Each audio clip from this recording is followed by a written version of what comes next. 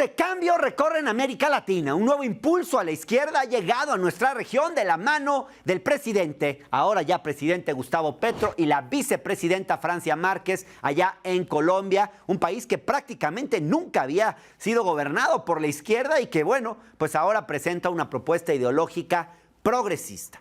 Este domingo pasado, Gustavo Petro tomó protesta como presidente de Colombia en un acto lleno de simbolismos y esperanza. Tuve la oportunidad de estar ahí y, bueno, de documentar el clima de alegría que se vivió en esa jornada histórica. ¿Qué significa para América Latina la victoria de Petro y Francia Márquez?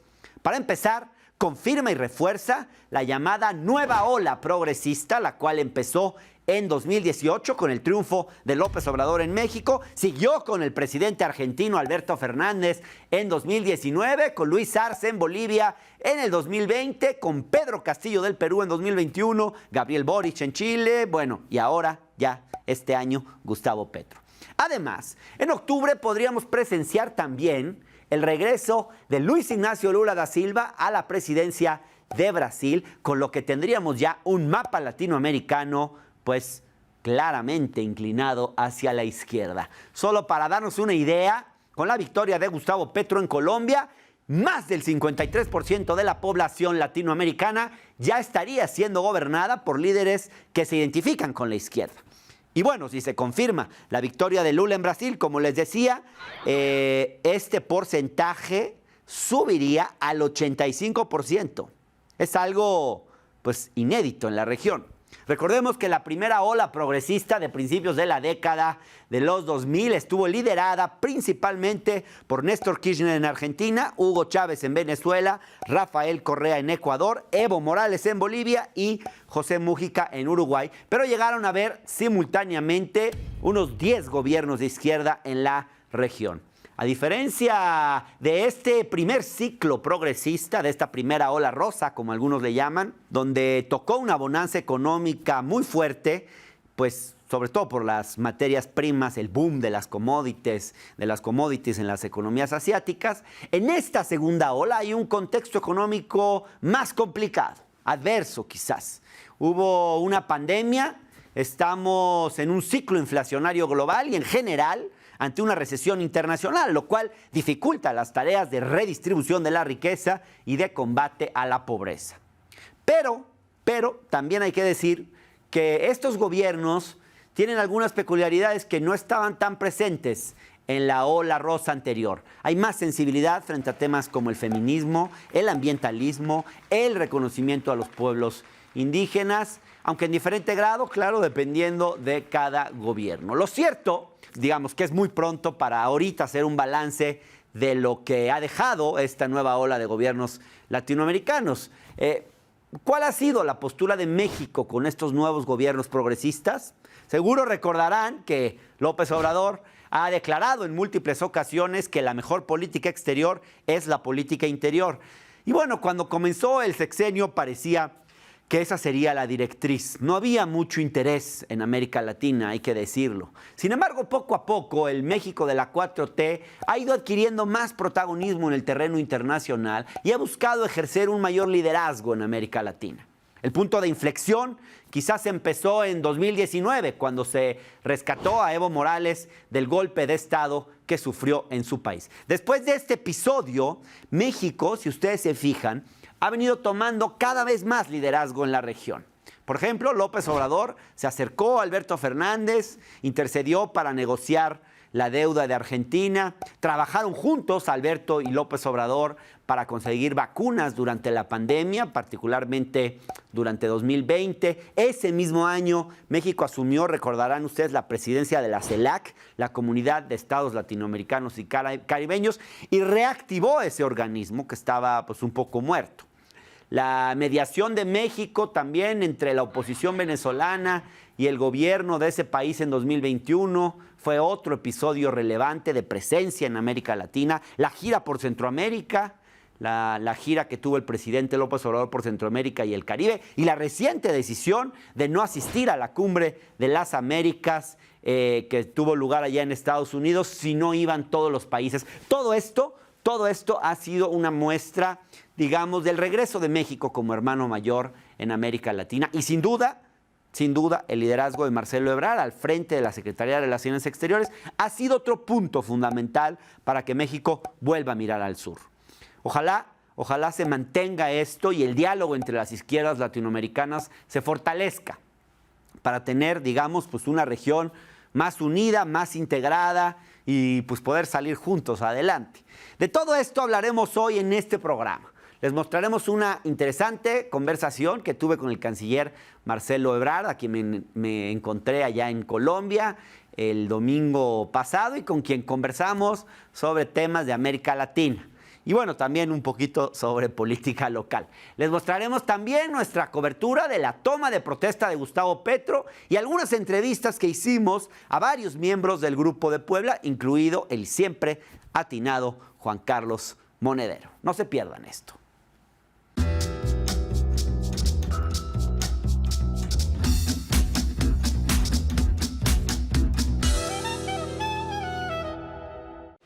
¿Qué tal, canciller? Hola, bienvenido a Bogotá. Gracias, yo llegué hace como una semana. Más bien yo te doy la bienvenida. Yo vengo de Bolivia.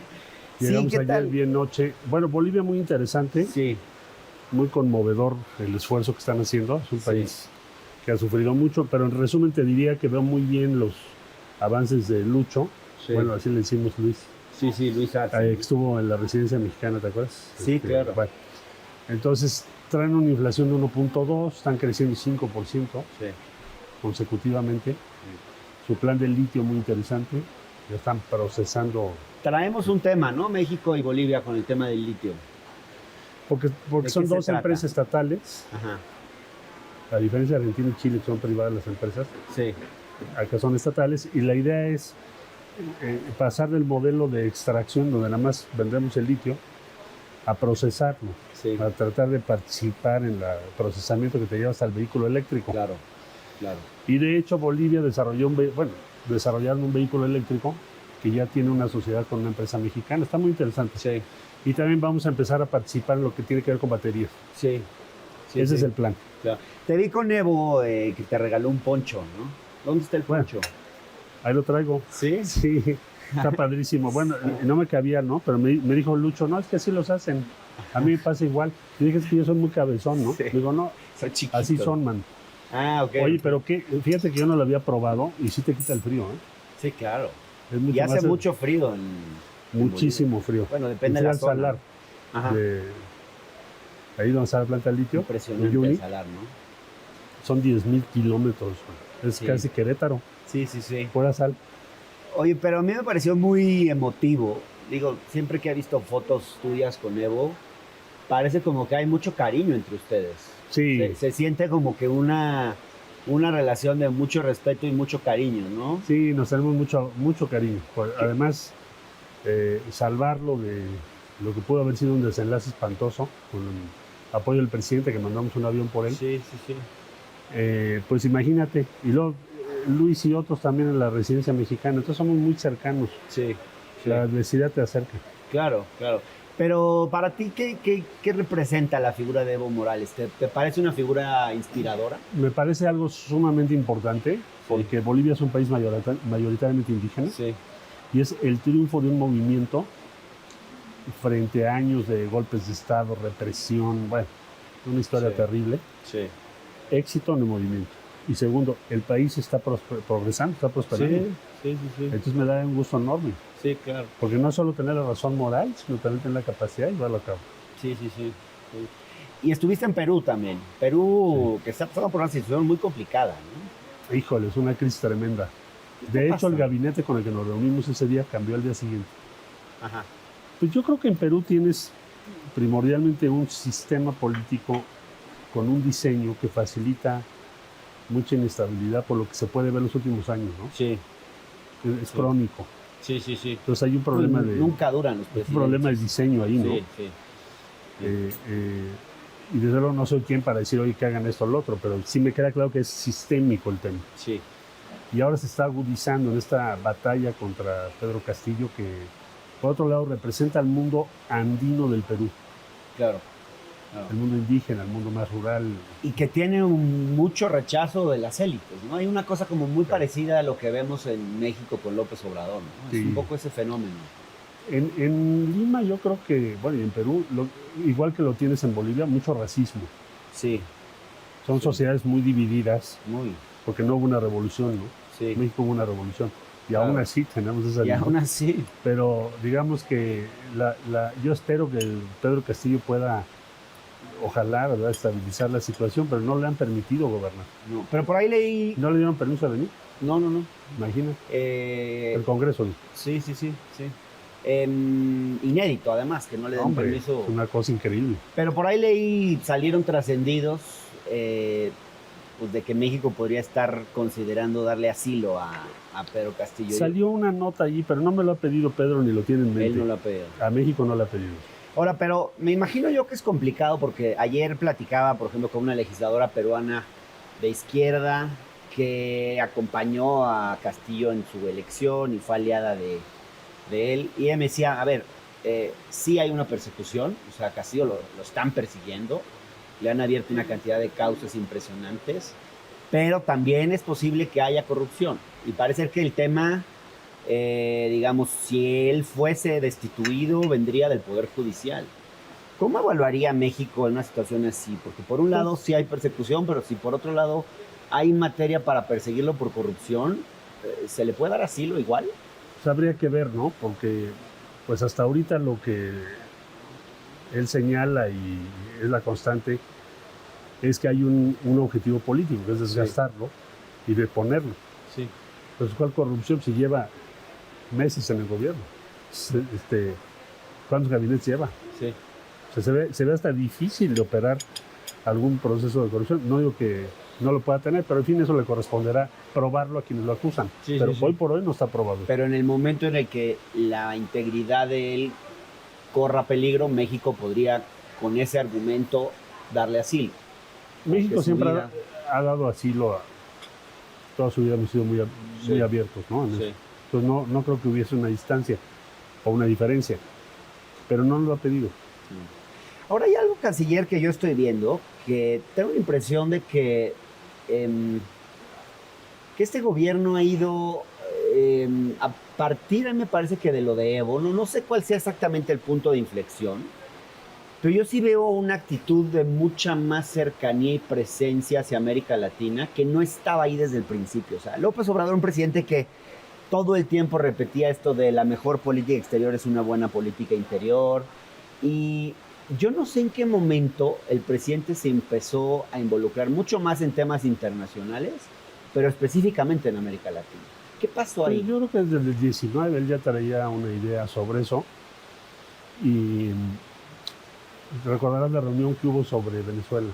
Sí, claro. En Montevideo. Entonces la posición mexicana respecto a Venezuela, en contra del Grupo de Lima y estas ideas golpistas. Sí. Desde ahí empezó, luego viene la CELAC. O sea, ha sido una constante. Lo que pasa es que lo de Bolivia pues, adquirió una dimensión impredecible, ¿no? Claro. Tenías que participar, impedir que pasara una desgracia mayor. Y de ahí en adelante, lo mismo con Cuba. Pero canciller, pero algo pasó que este presidente se convenció más de meterse en temas de política exterior y más en América Latina. Hay algo, yo me acuerdo que hasta escribió un artículo diciendo hay una especie de desprecio hacia América Latina, la 4T no está volteando a ver al sur, y de repente eso cambió de una forma muy impactante. Yo creo que ha sido una evolución, no creo que haya cambiado de un día a otro, sino ha sido una evolución también por los acontecimientos que ha habido, porque tienes que comprometerte, cada acontecimiento te compromete. Entonces, no solo lo de Bolivia, es Venezuela, Bolivia, luego viene el tema de Cuba. Entonces, en todos ha sido la misma actitud y te vas comprometiendo más y más y más y más. No puedes jugar una posición en favor de América Latina sin que te vayas comprometiendo. Entonces, yo veo que el presidente ha tomado esas decisiones en una misma línea y probablemente eso hace que sea más intenso. Está, por ejemplo, lo de la CELAC, la cumbre, ¿te acuerdas? Sí. Que también él les planteó, oigan, ¿por qué no hacemos un acuerdo con Estados Unidos diferente? A ver si Biden lo acepta. Sí. Bueno, y ahora está el tema de Petro, que además me acuerdo que el presidente desde la campaña salió a decir, le están haciendo una guerra sucia. Sí. Digo, son cosas que a mí me pareció muy interesante. Rompen el modelo. Sí. ¿Qué representa Petro? Pues el triunfo de un movimiento de izquierda muy genuino, que se las vio muy difíciles, larguísima trayectoria,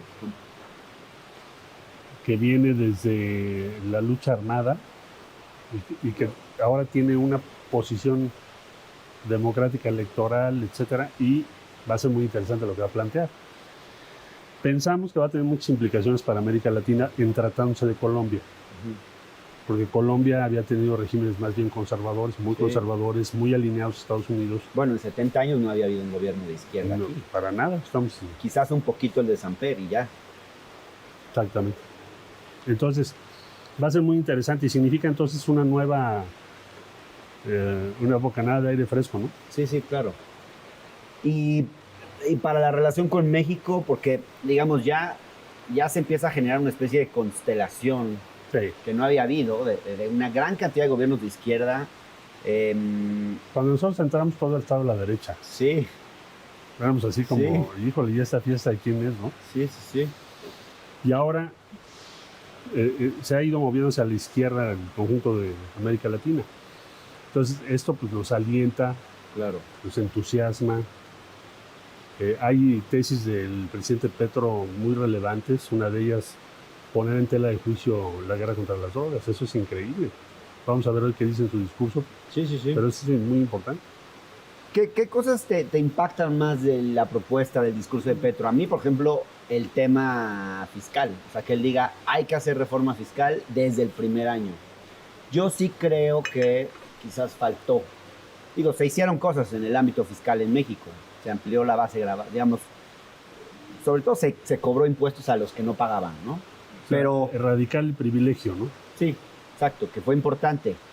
Pero a mí me parece que, digamos, esto que está haciendo Petro de querer reforma agraria, reforma fiscal, es bastante interesante, ¿no? Pues es un modelo de prosperidad distinto, porque dice la Colombia, ¿por qué elige a Petro? Porque se agota el modelo que traían. Como pasó en México. Era la misma respuesta de siempre, ¿no? De un corte muy neoliberal, consenso de Washington, años 90. Esto es el inicio de la etapa post-neoliberal en Colombia. Es muy interesante. Vamos a ver las medidas que van a tomar. Lo fiscal, pues muy importante. Su plan de hacer un estado de bienestar sobre otra base, pues también es muy importante. Porque si tiene éxito, va a tener una implicación muy grande para toda América Latina y esperamos que lo va a tener. ¿Y te estás imaginando una integración de América Latina reforzada por el elemento ideológico o esa integración va independientemente de si son de derecha o de izquierda? No, se va a acelerar. Sí, La derecha siempre ve eso con profunda desconfianza, ¿no? No son latinoamericanistas. Ahora, el grupo, la Alianza del Pacífico no fue concebida desde la izquierda y va a haber una reunión en noviembre en México. Esa fue una creación pues, más desde una visión... Libre comercio. Sí. Pues hay que darle otros contenidos, ¿no? Lo que ya se tiene avanzado, que bueno, pero hay que hacer otras cosas. Por ejemplo, va a ser muy interesante cómo los países que tenemos una orientación de izquierda podemos negociar con Corea. Ajá. ¿No? Se va a iniciar la negociación con Corea. Sería la primera negociación que haríamos sobre la base de un modelo distinto. Sí. Pero vamos a ver ahora. Sí. Y va a ser muy interesante. Pero la Alianza del Pacífico, bueno, con esta elección en Colombia, pues imagínate, cambió Chile, cambió Colombia, Perú tiene esta inestabilidad. Sí. El otro actor es México. Claro. Entonces sí es muy interesante. Sí. Y el tema, yo te diría el tema este de las drogas, yo creo que va a ser un tema central, ¿eh? ¿Tú estás a favor de la que Colombia ponga yo creo que la guerra, dice el presidente Petro en uno de sus discursos, la guerra contra las drogas es un gran fracaso. Sí. Tiene razón, absolutamente. Y en México ha producido mucha violencia. Entonces vamos a ver qué tiene en mente. Yo solo recordaría que México hasta 1940, con el general Cárdenas, imagínate hace cuánto, tenía una aproximación similar de salud pública. Estados Unidos fue el que presionó a México para cambiar eso. Claro. Entonces que venga el presidente de Colombia a plantear ese tema, bueno, con la experiencia de Colombia. Impresionante, ¿no? Ahorita. Claro, eso va a provocar un debate que no estaba en la mesa. Oye, canciller, yo te quiero preguntar algo. Hay gente que que no te percibe a ti como un hombre de izquierda, que te ve como un hombre de centro con causas progresistas. Pues, ¿Tú eres alguien de izquierda? Siempre las definiciones yo creo que pueden ser muy ventajosas. Yo he oído a varios que dicen eso y confunden la ideología política o tu forma de actuar políticamente con las carnets. Ajá. Entonces, a ver, ¿qué es la izquierda entonces? Claro, mucha gente eso no le interesa tanto, no le importa tanto. ¿Qué es la izquierda? Pues las cosas que hemos trabajado, las causas que hemos defendido. Ajá. ¿Y cómo te has jugado tu futuro y tu presencia política? Ajá. En este caso yo en la causa con Andrés porque estoy con él. Sí. Bueno, Por el Andrés Manuel tiene a mucha gente de izquierda, de centro, de Pero derecha. yo pude no haberlo hecho. No, A ver, claro. yo decliné en 2000. Sí. No, pero dejando fuera a Andrés Manuel López Obrador. No, mi forma de para pensar ti, es ¿qué que es la izquierda? tenemos ¿Cómo que la- crear un estado de bienestar. Sí. Creo firmemente en la igualdad. Sí. Siempre lo he defendido. La Tanto igualdad de género, sustantiva. igualdad de géneros, igualdad en todos los sentidos. Sí. Y creo firmemente en las libertades y dignidad de la persona. Sí. Entonces, en esencia, ¿qué quieres crear? Un estado de bienestar. ¿Se puede? Pues imagínate. Yo decía el otro día, a ver, Pemex lo endrogaron $30,000 millones en 3 años. 4. Sí. Tienes 13 millones de menores de edad en pobreza extrema en México. Con esos $30,000 millones los habríamos sacado de ahí. Sí. O sea, imagínate lo que puedes hacer desde el Estado. Pero, digamos, hay cosas de la izquierda tradicional con las que tú preferirías tomar distancia. Yo lo que no comparto es la línea anti estar en contra de las empresas. Ajá. No lo comparto. Por ejemplo, ayer fui a Bolivia. Fui a ver a estos muchachos que hicieron el cochito eléctrico. Sí. Y su socio en México es otro cuate de 40 años que está haciendo motores eléctricos y autobuses. Pues, yo no voy a estar en contra de ellos, al contrario. Entonces, ¿Tú eres más socialdemócrata? pues no sé si sea la etiqueta. Yo lo que te diría es, yo pensaría que necesitaríamos hacer muchísimo desde el Estado para reducir la desigualdad en México. Ajá.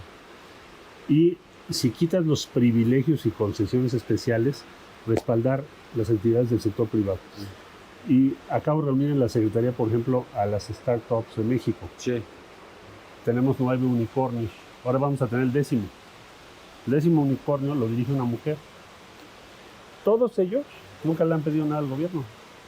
Nada. Y valen ahorita, por darte una cifra, 3-4 billones de pesos. Sí. De dólares.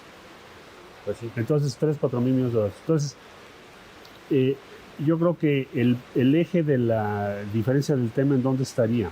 Yo pienso que ese tipo de esfuerzos como el que te acabo de decir hay que apoyar. Sí. Ahora, un segundo gobierno de la 4T, ¿dónde debería poner los énfasis? O sea, ¿cuáles han sido, en tu opinión, los temas Pues consolidar, descuidados? yo creo que por este gobierno? tendríamos que consolidar el sistema de salud universal que quiere el presidente. Ajá. Es un reto mayúsculo. ¿Que no ha cuajado? No, es que te toma tiempo. Ya. Ningún país lo puede hacer en 3 años. Ok. Yo creo que ese sí te va a llevar tal vez unos 8 años en Sí. consolidarlo, ¿no? En educación necesitamos elevar el nivel lo más que podamos de educación media superior y superior de México. Sí. Estamos un poco rezagados, o mucho. Y Pero la son- 4T yo creo que no le ha puesto tanta atención. Quizás porque no se puede meter uno en todos los yo temas. creo que no puedes hacer todo al mismo tiempo, pero Sí. sí invirtió el presidente y lo hizo bien en quienes están estudiando, Ajá. garantizar Claro. que estén ahí. Sí. Yo creo que es un gran apoyo, Sí. lo veo bien. Sí. Hay que consolidar el funcionamiento de las inversiones que ya se hicieron del Tren Maya. Lo del litio estamos empezando, necesitamos consolidar eso, que es Sí. toda la electromovilidad. Y en fin, habrá una serie de iniciativas que tienes que hacer que se consoliden en los próximos años. ¿Dónde de plano harías algo diferente? Así que dices, no, esto yo no lo haría así, habría que ir por otro lado. Yo creo que necesitamos revisar el modelo de las fiscalías autónomas. ¿Qué resultados han tenido? Eso no es atribuible pues apenas llevan unos cuantos años. Sí. Podríamos incorporar tecnología nueva, que todavía ahorita no se tiene. Andrés, por ejemplo, fue el primero que usó cámaras para seguridad, ¿te acuerdas? Sí.